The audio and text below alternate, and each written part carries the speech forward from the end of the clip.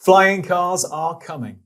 This week, a company backed by the Chinese electric vehicle company XPeng announced that it planned on making flying cars available to the market in 2024. We've seen a bit of a lift in the XPeng share price. So what next? Are we going to see the stock move higher, or is this just a bit of a flight of fancy?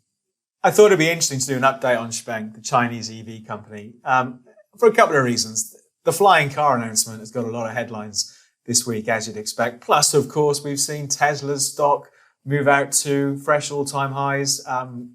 It's a $1 trillion company, so a lot of focus, as usual, on the electric vehicle space. So I thought, well, let's do an update. Let's talk a bit about this flying car announcement, what the plans are, and then take a look at some of the recent numbers, some of the recent news for XPeng, and then we'll come back onto the charts, and take a look at things in a bit more detail from a technical point of view. Hello, I'm David Jones from Capital.com, and I thought this time around we'd do an update on XPeng, the Chinese electric vehicle company, because they've said that flying cars are coming. And who doesn't like the idea of flying cars? Finally, it will be the future that we've all dreamed about. We don't even need hoverboards. We're going to have cars that can convert into aeroplanes. So more about this in a second. We'll look at the stock in a bit more detail, look at this flying car announcement, have a look at some of the more boring stuff, what the numbers look like, what other analysts think. Then we'll jump back onto the platform and take a look at the charts in a bit more detail. As usual, if you're watching this and you haven't subscribed, if you could click on subscribe, it does help support the channel, and it means we can continue to push out what is hopefully lots of interesting stock commentary throughout the week. Right, let's get into it and take a look at XPeng in a bit more detail.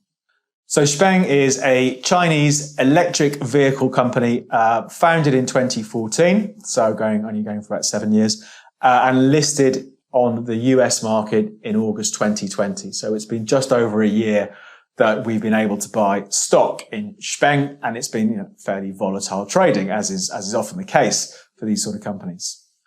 And the big news for the last couple of days is that a company called HT Aero, which is backed both by XPeng and XPeng's founder, has publicized a flying car that will be able to drive on roads and then convert and take off. And it plans a rollout for this in 2024. So just 3 years down the line, it reckons this will be available to market.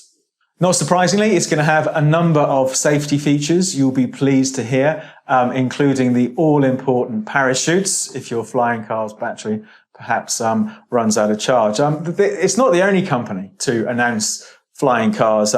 Chinese car maker, the giant company Geely, which owns, I think, Volvo and also Lotus here in the UK, announced in March that it too will be launching a flying car in 2024. So we're not going to be able to move for flying cars in a few years' time. Clearly, there's lots of regulatory and safety concerns to overcome between now and then if this ever ends up being a reality. But it's interesting to watch, I think, the development of this next stage of transportation and when it actually arrives. Now, if you look at some of the more mundane facts about XPeng compared to flying cars, we had the last earnings came out in August of this year, Q2 earnings. The loss was pretty much as expected. It's a loss-making company, and it lost around 21 cents per share, which was in line with market expectations.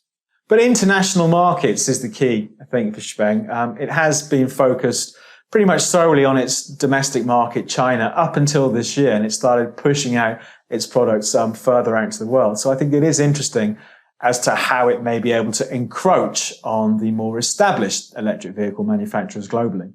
When it comes to analyst outlooks, there's a really wide spread for the forecast for where the stock's going to go over the next year. So the stock's currently trading around $48. The most bullish analyst has a target of 72. The most bearish is down at 25. So we've got a wide spread there to pick a number from.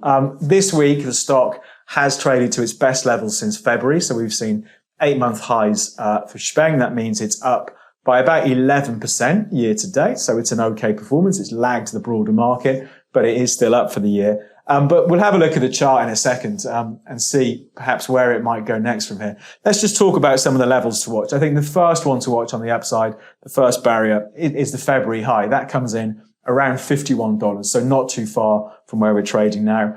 On the downside, $42 was good shorter term support in October. But as usual, to put some color on these numbers, let's take a look at the charts.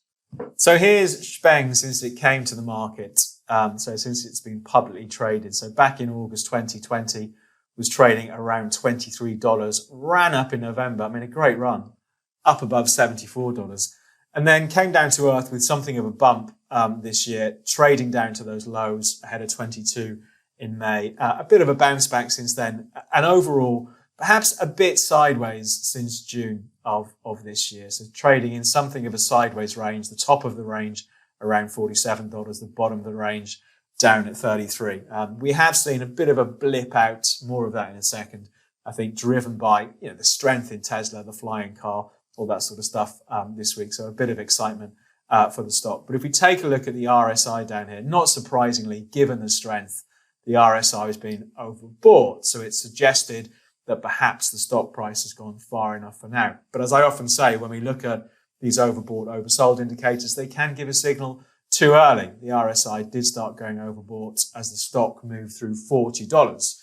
It's moved another 20% higher since then. So I think we have to be careful about having too much reliance on the RSI in times like this. But if we go back to the chart, for me, I think when we last looked at it, I said that correction from the November highs, if we picked up on that, it looks to be well and truly behind the stock, given the strength that we saw in June, breaking out of that trend line, breaking out through those April highs. And I think what's interesting now is whether the move at the moment ends up being a valid breakout. Like I said, we are seeing Tesla at all-time highs. We had that news with Tesla about Hertz, the rental company, placing a significant order.